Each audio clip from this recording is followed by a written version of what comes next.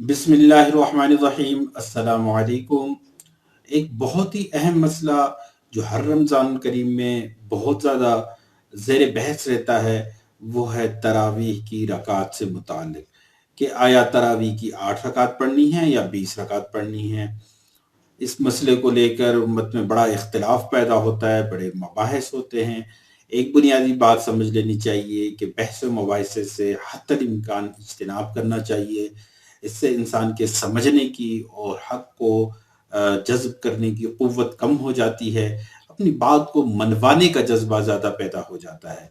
लेकिन अगर एक इंसान सिर्फ़ तहक़ीक़ की हद तक और हक़ को समझने के लिए एक बात को रिसर्च करे तो वो मामला ठीक है। लेकिन हमारे यहाँ मामला कुछ मुख्तलिफ है। सिर्फ़ अपनी बात को, अपने दिल, अपनी अना की तस्कीन के लिए बहस की जाती है कि सिर्फ़ मैं ठीक हूँ, बाकी सब गलत हैं। इस बात को साबित करने के लिए अल्लाह माफ़ करे बग़ैर हुदूद का, शराइत की का लिहाज़ किए बग़ैर ऐसे मबाहिसे शुरू हो जाते हैं, ऐसी तकरार शुरू हो जाती है कि जो रंजिशों, इख्तिलाफ़ात और झगड़े जाके ख़त्म होती है। इसलिए मेरी गुज़ारिश ये है कि जितने इख्तिलाफ़ी मौज़ूआत हैं, उनसे हत्तल इम्कान बचना चाहिए। सिर्फ़ तहक़ीक़ की हद तक उनको मुतालिया करना, उनको सुनना, ये ठीक है। मैं इस वीडियो के अंदर इसकी तहक़ीक़ भी बताऊँगा। लेकिन मेरी गुज़ारिश ये होगी कि जितने ऐसे इख्तिलाफ़ी मौज़ूआत हैं, मैंने अपनी एक वीडियो में ये बात समझाई है कि 3 तरह के मसाइल होते हैं। एक होते हैं मनसूस गैर मुतारिज़ मसाइल, जो कुरान और हदीस में बिल्कुल वाज़ेह लिखे हुए हैं और पूरी उम्मत का उनमें कोई इख्तिलाफ़ नहीं है। जैसे अल्लाह रब्बुल इज़्ज़त हमारे रब हैं, रसूलुल्लाह अलैहि वसल्लम अल्लाह के आखिरी नबी हैं, कुरान मजीद अल्लाह की आखिरी किताब है, नमाज़, रोज़ा, हज, ज़कात फ़र्ज़ हैं। ये सारी उम्मत इस पर मुत्तफ़िक है। इसको मनसूस गैर मुतारिज़ मसाइल कहते हैं। न तो इसमें कोई इज्तिहाद की ज़रूरत होती है, न तक़लीद की ज़रूरत होती है, न इख्तिलाफ़ होता है। दूसरे तरह के वो मसाइल हैं जो कुरान और हदीस में आए हैं, लेकिन बज़ाहिर उनमें कोई तारुज़ या टकराव नज़र आता है। जैसे उनमें से एक मसला ये भी है कि तरावीह 20 रकात पढ़नी है या 8 रकात, रफ़ा-ए-दैन करना है या नहीं करना, नमाज में इमाम के पीछे सूरह फ़ातिहा पढ़नी है या नहीं पढ़नी, सूरह फ़ातिहा के बाद आमीन ज़ोर से कहना है या आहिस्ता कहना है। ये सारे मनसूस मुतारिज़ मसाइल कहलाते हैं, जिसमें दोनों जानिबैन के पास दलाइल मौजूद होते हैं। ये कोई कुफ़्र इस्लाम का मारका नहीं होता। इसके अंदर हुक्म ये होता है कि जिस बंदे के अंदर तहक़ीक़ की सलाहियत है, वो कुरान और हदीस को पूरी तरह समझ सकता है, कुरान से मसाइल का इस्तिंबात कर सकता है, हदीस की तहक़ीक़ कर सकता है, राजिह और मरजूह को मालूम कर सकता है, अरबी ज़बान की लुग़त से लेकर इस्तिलाही तमाम तरह के उलूम पर उसूल फ़िक़्ह और उसूल दीन और उसूल कुरान और उसूल हदीस से वाक़िफ़ है। तो वो इज्तिहाद करे और खुद हक़ की पहचान करे कि कौन सा हुक्म राजिह है और जिसमें ये इस्तेदाद नहीं है, उसके लिए अल्लाह रब्बुल इज़्ज़त ने कुरान में हुक्म दिया है कि फ़स्अलू अहल ज़िक्र इन कुन्तुम ला तअलमून, कि अगर आप नहीं जानते तो अहले ज़िक्र से पूछ लें, यानी अहले इल्म से पूछ लें। तो वो दूसरे से पूछ के उसकी तक़लीद कर ले। इसमें कोई इतना बड़ा मसला नहीं है जितना इंसानों ने बना दिया है। तीसरे वो मसाइल हैं कि जो कुरान और हदीस में मौजूद ही नहीं है, जैसे पंखा का इस्तेमाल करना, घड़ी का इस्तेमाल करना, मोबाइल का इस्तेमाल करना, जैसी चीज़ें जो उस ज़माने में नहीं थी, उसका हुक्म भी यही है कि जिसमें इज्तिहाद की सलाहियत है वो इज्तिहाद करे, जिसमें इज्तिहाद की सलाहियत नहीं है, वो किसी अहले इल्म की तक़लीद कर ले।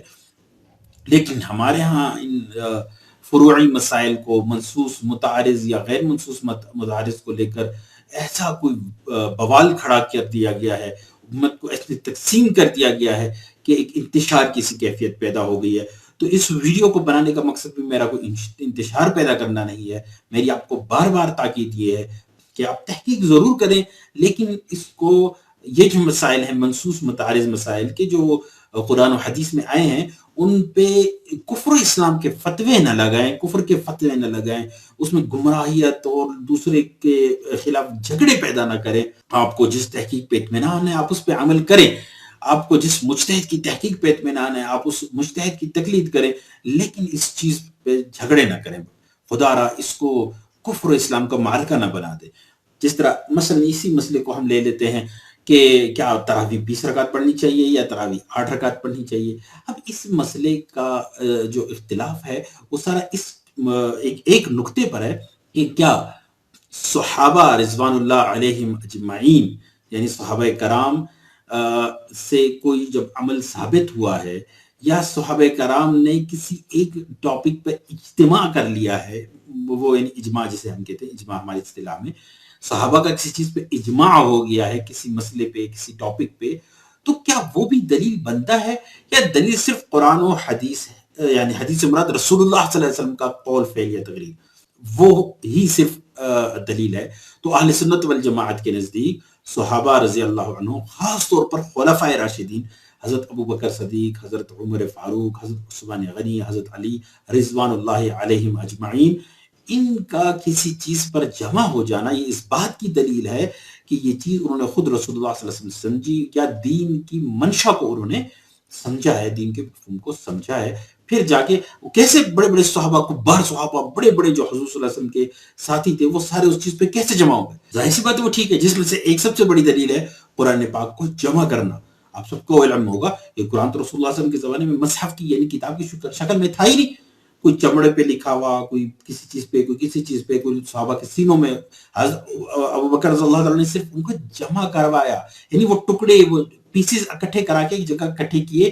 کتاب حضرت ابو بکر صدیق رضی اللہ تعالیٰ عنہ نے بھی اس کو کتابی شکل نہیں دی تھی، پھر بعد میں جا کر حضرت عثمان رضی اللہ تعالیٰ عنہ نے ایک مصحف کی شکل اس کو دی، سارے امت نے اس پہ اتفاق کیا۔ آج کوئی بھی اس پہ اختلاف نہیں کرتا، سب مصحف کو اٹھاتے ہیں، سب قرآن پاک کی کتاب کو چھاپتے ہیں، پرنٹ کرتے ہیں، اس کو پڑھتے ہیں۔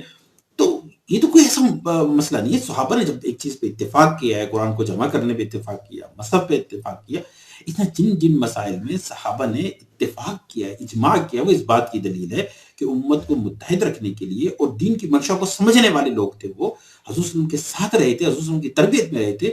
جب وہ ایک چیز پر سب متفق ہو گئے ہیں تو ہمیں ان چیزوں پہ نہیں جھگڑنا چاہیے، جبکہ اس معاملے کو کچھ لوگ نہیں مانتے، جس میں سب سے بڑا گروہ ہے اہل تشیع کا۔ وہ چونکہ صحابہ کرام میں سے خاص طور پہ حضرت عمر رضی اللہ تعالیٰ عنہ سے، تو وہ حضرت عمر رضی اللہ تعالیٰ عنہ کے فیصلے وہ نہیں مانتے، خاص طور پہ باقی صحابہ کے بھی فیصلوں کو ٹکراتے ہیں، ان میں سے حضرت عمر رضی اللہ عنہ کے، خاص طور پہ حضرت عمر رضی اللہ عنہ کے فیصلوں کو وہ تسلیم نہیں کرتے، اس لیے وہ اس چیز کے قائل نہیں ہیں۔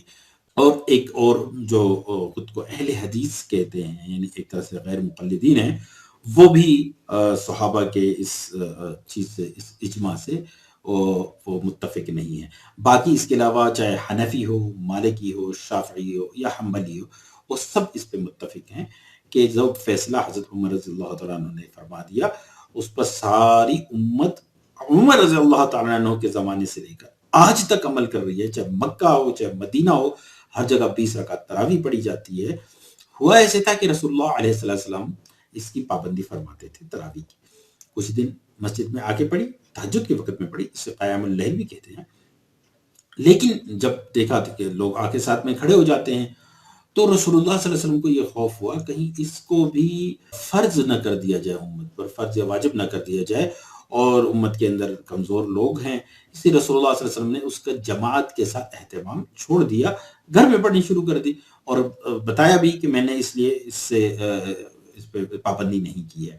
لیکن بعد میں یہ ہوا کہ صحابہ نے حضرت ابوبکر رضی اللہ تعالیٰ عنہ کے زمانے میں، حضرت عمر رضی اللہ تعالیٰ عنہ کے زمانے میں اس کا اہتمام جاری رکھا، لیکن اس صورت میں وہ ہو رہا تھا کہ کچھ لوگ ایک جگہ کھڑے ہو کے ایک امام کے پیچھے تراویح پڑھ رہے ہوتے، کچھ دوسری جگہ، کچھ تیسری جگہ قیام اللیل کر رہے ہوتے۔ تو حضرت عمر فاروق رضی اللہ تعالیٰ عنہ نے سوچا کہ کیوں نہ ان کو ایک جگہ ایک ہی امام پہ مجتمع کر دیں۔ تو اس میں کوئی شک نہیں کہ یہ فیصلہ عمر رضی اللہ تعالیٰ عنہ کا تھا، انہوں نے امت کو ایک امام کے پیچھے 20 رکعت تراویح پر مجتمع کیا، یہ اجماع ہوا، اور وہی عمل آج تک چل رہا ہے۔ یہ اتنا بڑا کوئی مارکا، اتنا بڑا کوئی مسئلہ نہیں ہے کہ جس کو لے کر امت اتنی تفریق کا شکار ہے اور اتنے اختلافات ہو رہے ہیں۔ تو ہمارے ہاں حضور صلی اللہ علیہ وسلم تو خلفائے راشدین کے اس پہ عمل کرنا، اور خلفائے راشدین اور صحابہ کے اجماع کو ماننا، یہ اہل سنت والجماعت کا عقیدہ ہے۔ وہ صحابہ جس چیز پہ متفق ہوئے وہ عین حضور صلی اللہ علیہ وسلم کی منشا ہے، اس لیے ساری امت اس پہ متفق ہے۔ ہمارا اطمینان 20 رکعت پہ ہے، تاہم پھر بھی میں یہ عرض کرتا ہوں کہ 8 رکعت پڑھنے والوں کو بھی ہم کوئی ملامت نہیں کریں گے، اور لیکن دیکھا جائے تو 8 رکعت والے بھی اس چیز پہ عمل نہیں کر رہے جو رسول اللہ صلی اللہ علیہ وسلم، اگر وہ یہ کہتے ہیں ہم عمر رضی اللہ عنہ کے فیصلے پہ عمل نہیں کرتے تو پھر حضور صلی اللہ علیہ وسلم کے طریقے پہ عمل کریں۔ حضور علیہ السلام نے پھر وہ 8 رکعت بھی جو کبھی ثابت ہے یا 20 یا 8، تو وہ تہجد میں ثابت ہے، اور اس میں بڑا لمبے मुलाकातें होती थी और वो तहज्जुद में होती थी, और वो उसमें इस तरह ख़त्म का पूरे साल का एहतमाम भी नहीं था। कुछ दिन पढ़ी थी रसूलुल्लाह सल्लल्लाहु अलैहि वसल्लम ने, 2-3 दिन का ग़ालिबन ज़िक्र आता है। तो फिर वो पूरे ये महीने क्यों पढ़ते हैं जो ये कहते हैं कि हमें उमर रज़ियल्लाहु अन्हु के फैसले पे अमल नहीं है, हम हुज़ूर सल्लल्लाहु अलैहि वसल्लम के फैसले पे अमल करेंगे। पूरे रमज़ान नहीं पढ़ी और पूरे रमज़ान में इस ख़त्म का एहतमाम नहीं किया, और हुज़ूर सल्लल्लाहु अलैहि वसल्लम ने इस तरह बाजमात का एहतमाम नहीं किया। फिर ठीक है 2-3 दिन पढ़ लें, 8 रकात पढ़ के बस छोड़ दें। तो वो पूरा अमल वो भी नहीं कर रहे जैसा हदीस में आया है।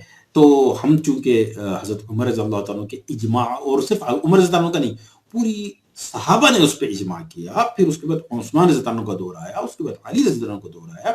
आज तक उस पर अमल हो रहा है, किसी सहाबी ने, किसी ताबेई ने, किसी बाद में आने वाले ने उसमें कोई इख्तिलाफ इस तरह बड़ा नहीं किया, चंद एक को छोड़कर। तो ये कोई इतना बड़ा मारकतुल आरा मसला नहीं है, इसको इख्तिलाफ़ात और झगड़ा नहीं बनाना चाहिए। और इसके अलावा जितने इस तरह के फ़ुरूई मसाइल हैं जो मनसूस मुतारिज़ हैं या गैर मनसूस है, उसको इस तरीके से झगड़ा नहीं बनाना चाहिए। तहकीक बेशक आप करें, लेकिन उसमें झगड़ना, तकरार करना, इससे इज्तनाब करना चाहिए। अस्सलामु अलैकुम।